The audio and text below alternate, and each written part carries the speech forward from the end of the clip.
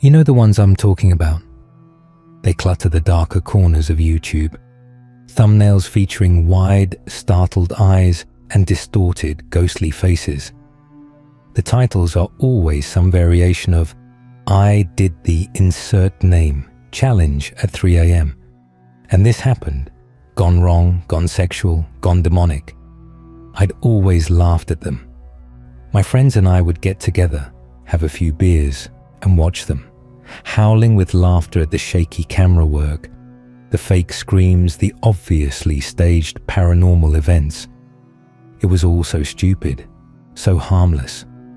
That's what I thought, until I found the one about the reflection game. It wasn't flashy. The thumbnail was just a dark, empty hallway. The title was simple, stark white text on a black background. "The Midnight Man's Reflection, a Warning." The channel had 3 subscribers and a single video. It looked like it had been uploaded in 2008 and forgotten. The description was a block of text, a set of instructions written in a dry, clinical tone that felt more like a coroner's report than a creepypasta. The rules were deceptively simple. 1. The time. You must begin the ritual precisely at 3 a.m. Not 2:59, not 3:01, 3:00, 2.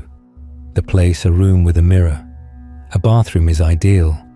All other light sources must be eliminated. You are to light a single white, unscented candle and place it on the floor between you and the mirror. 3. The invocation. At 3 a.m., you must stare into your own reflection and say clearly, "I see you. I know you are there. Show yourself for." The wait. You then wait. For the first hour, you are not to break your gaze with your reflection. No blinking for more than a second. No looking away. You must maintain absolute focus on your own eyes in the mirror. 5. The recognition. The entity, referred to only as the other, will begin to manifest. The instructions were chillingly vague on this point. Subtle changes will occur within your reflection. These are not illusions. Acknowledge them. To break the gaze before the hour is complete is to invite it into your world, unanchored and hostile. 6. The farewell. At exactly 4 a.m., you are to blow out the candle. If the ritual is successful, your reflection will return to normal.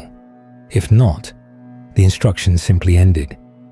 It was the most ridiculous thing I'd ever read, but something about it stuck with me. The lack of theatricality, the cold, procedural language. It felt authentic. It festered in the back of my mind for weeks. I was a skeptic, a man of logic. I worked a boring IT job, paid my taxes, and my biggest thrill was trying a new brand of craft beer. I was, by all accounts, painfully normal.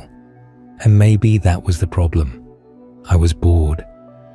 So one Friday night, fueled by a couple of beers and a stubborn, arrogant need to prove to myself how stupid it all was, I decided to do it. My girlfriend, Chloe, was out of town visiting her sister. The apartment was mine alone. I did my due diligence, of course. I read forums, watched other, more sensational videos about the challenge. The consensus was that it was a hoax, a psychological trick played on the mind by sleep deprivation and suggestion. That's all I needed to hear. My logic brain was satisfied.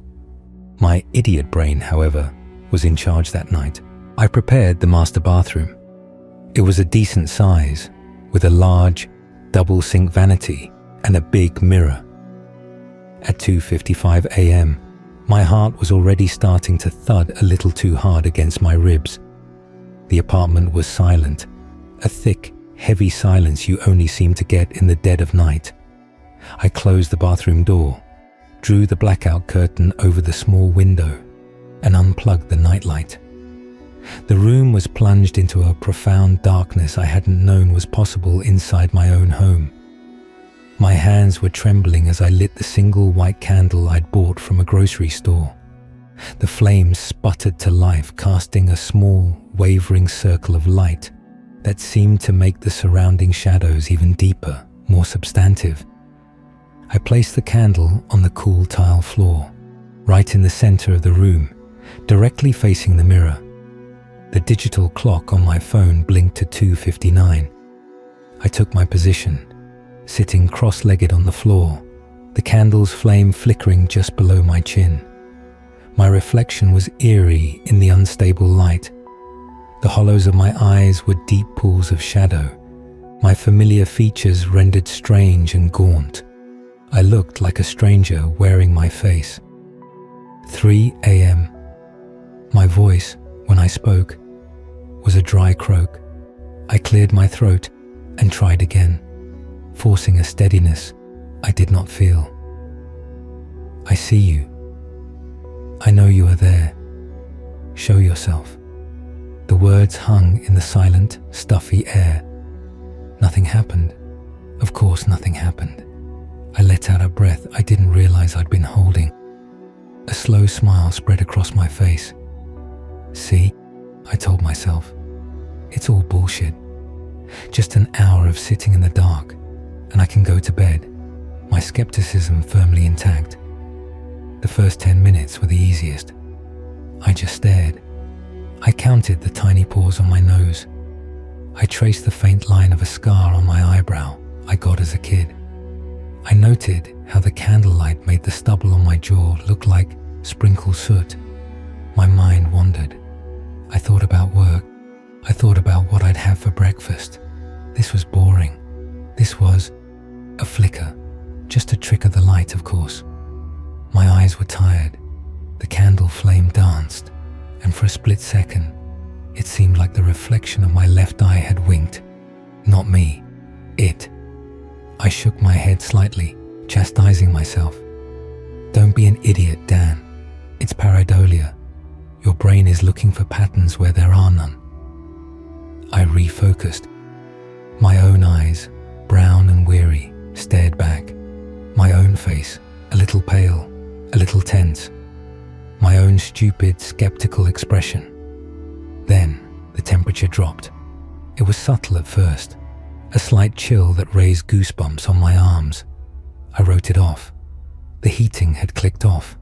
It was a cold night, perfectly normal.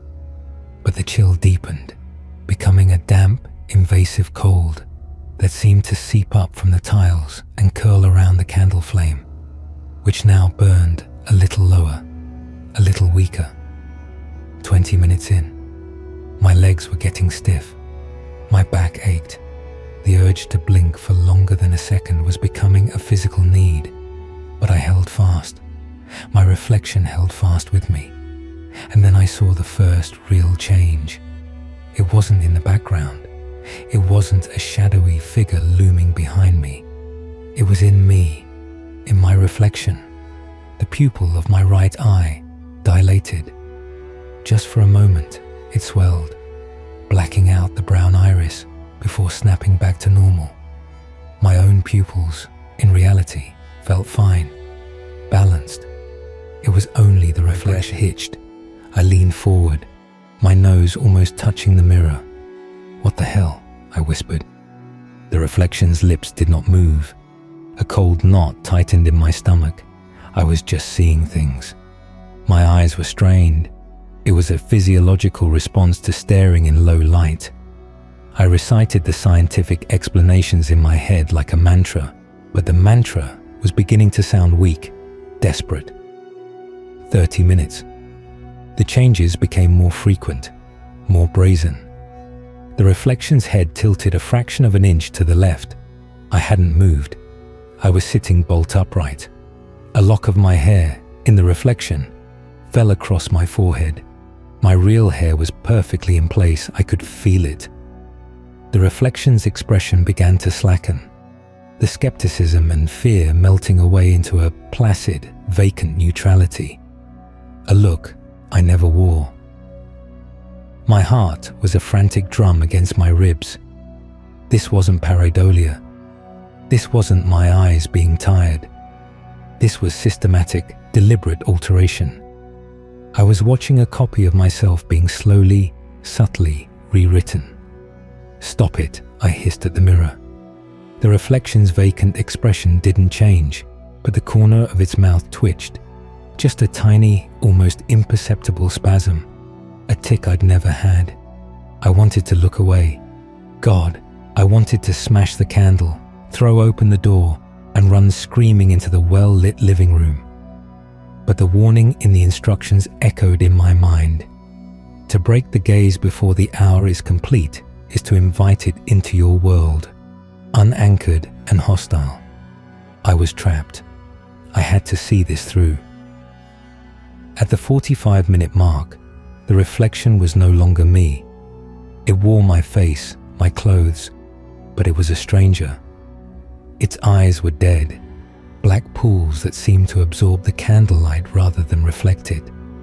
Its posture was wrong, a slumped, predatory stillness that was utterly alien to my own tense rigidity. And then it spoke. Its lips didn't move in sync with the sound.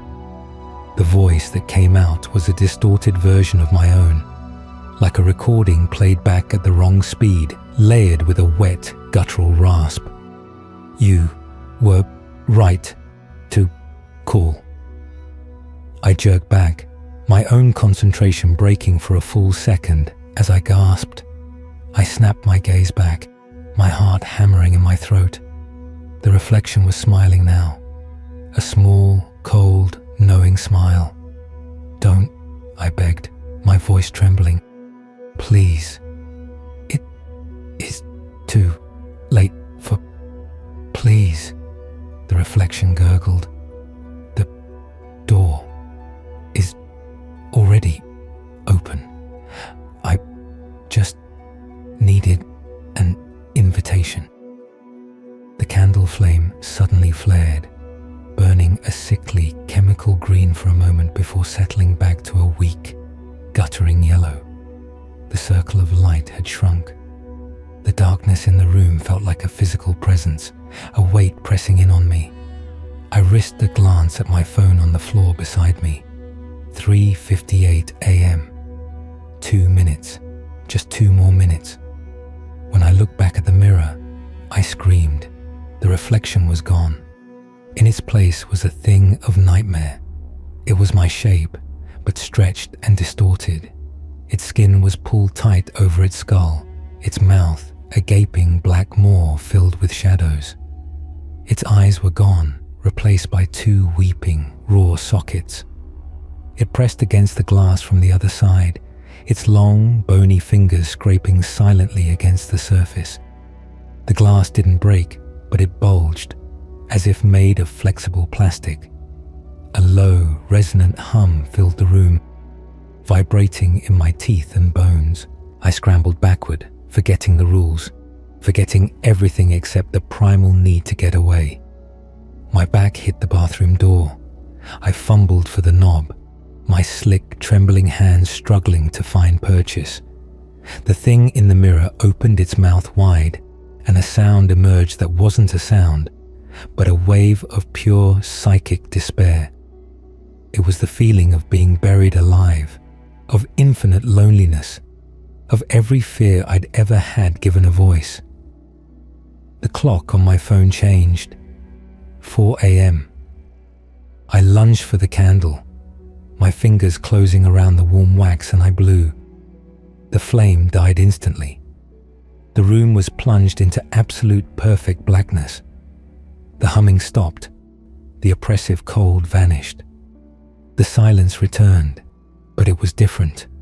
It was the silence of an empty room. I sat there in the dark, sobbing, my body racked with tremors. I'd done it. I'd survived. The ritual was over. I'd blown out the candle at the right time. It was over. I fumbled for the light switch, my fingers finally finding it and flipping it up. The fluorescent lights buzzed to life, blindingly bright. I squinted, my eyes aching. I looked at the mirror. It was just a mirror. My reflection was my own again, pale, terrified, sweat-soaked, but mine. The eyes were my eyes. The hair was my hair. The expression of sheer, unadulterated terror was one I recognized as my own. I let out a choked laugh of relief. It was over. It was just a hallucination. A shared, hypnagogic trance, brought on by fear and suggestion. I had to believe that. I staggered to my feet, my legs like jelly, and stumbled out of the bathroom, slamming the door shut behind me as if to lock the memory inside. I didn't sleep that night. I sat on the couch in the living room, every light in the apartment blazing, and stared at the wall until the sun came up. The next few days were normal. Too normal. I went back to work. I talked to Chloe on the phone, pretending everything was fine. I tried to forget the entire thing, to bury it in the part of my mind where I kept other childhood traumas and embarrassing memories. But it lingered, a cold splinter in my psyche. The first oddity was small. I'd be shaving in the morning, and for a split second, my reflection's hand would move a half second after mine. I'd chalk it up to fatigue. Then, I'd catch my reflection in my monitor at work, and its expression would be a blank, neutral mask, while I was in the middle of a frustrating phone call. My coffee mug would be on the left side of my desk, and I'd see its reflection on the right. It was subtle, gaslight level subtle. The kind of thing you can almost convince yourself isn't happening. A week after the ritual, I was watching TV with Chloe, who was back from her trip. I reached for the popcorn bowl on the coffee table and missed. I looked down, and for a moment, my own hand seemed wrong.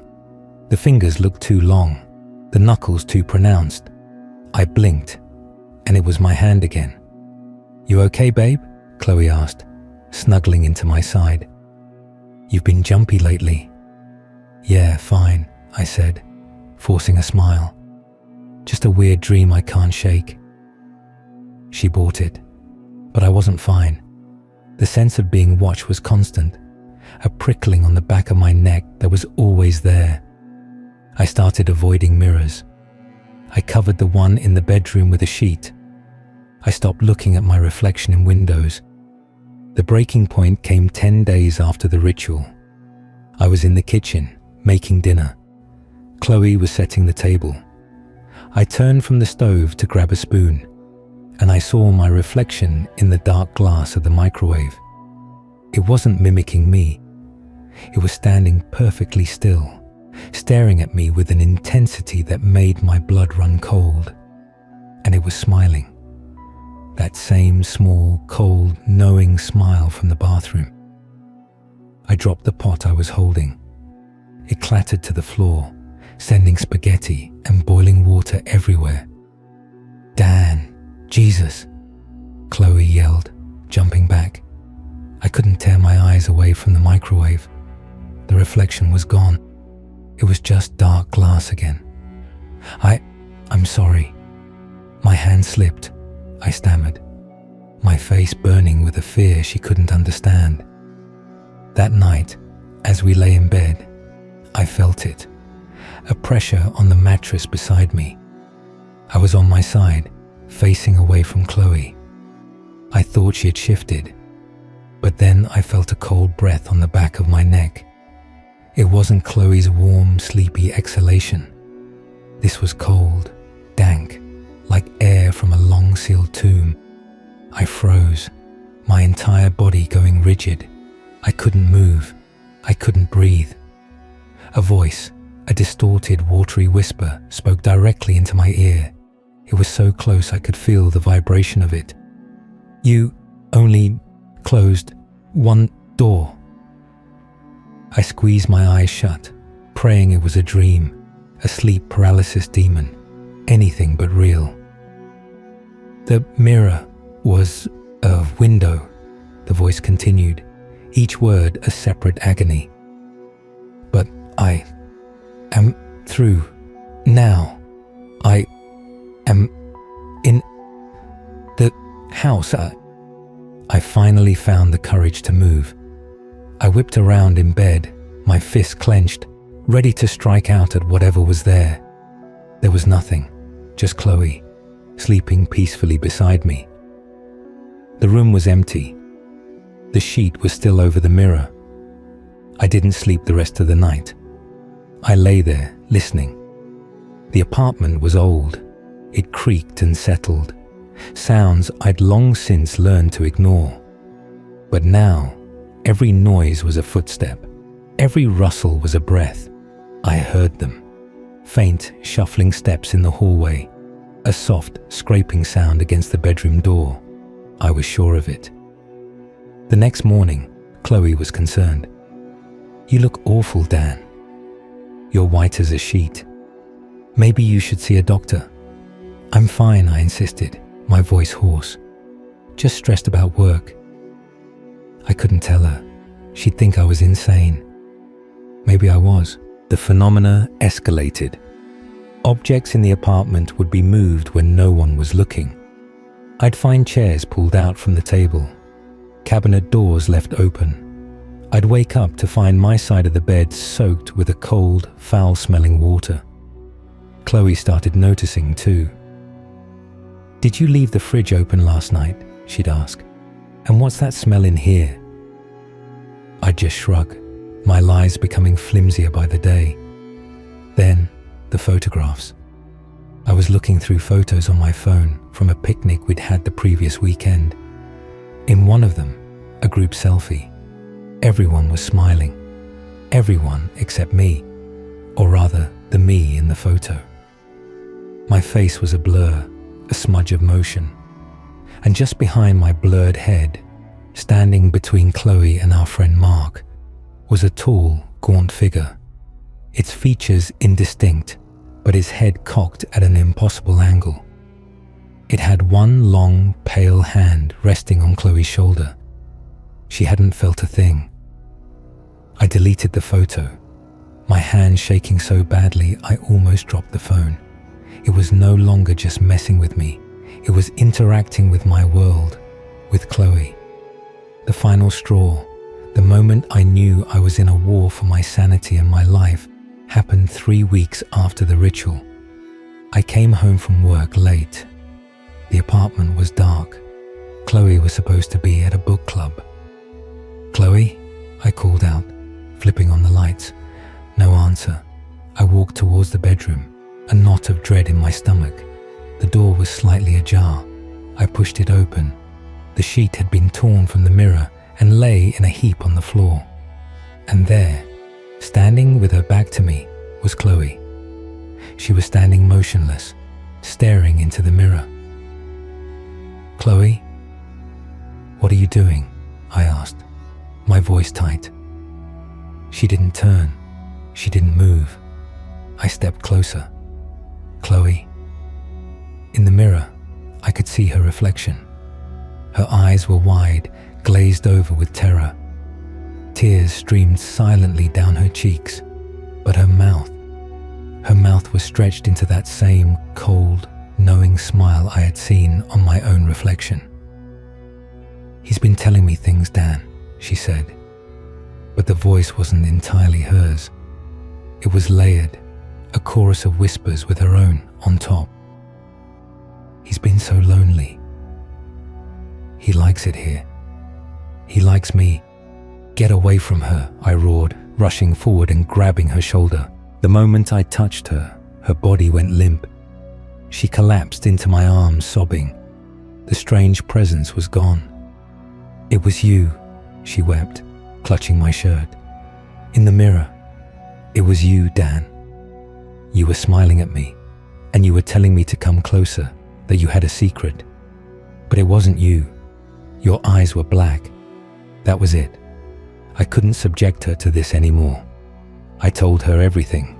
The challenge, the ritual, the thing I'd invited in. I showed her the original video. To her credit, she didn't call me crazy. She saw the terror in my eyes. She remembered the feeling of that presence wearing my face, and she believed me. We decided to leave, to get out of the apartment. We packed a bag that night and booked a hotel room. We'd figure out the rest in the morning. As we were leaving, I took a hammer from my toolbox and went into the bathroom. I smashed the mirror into 1,000 glittering shards, my screams of rage and fear echoing in the small room. It felt good. It felt like I was fighting back. The hotel room was a bland corporate sanctuary. For the first time in weeks, I slept deeply. No cold breaths, no shuffling footsteps, just peace. I woke up before Chloe. The sun was streaming through the gaps in the curtains.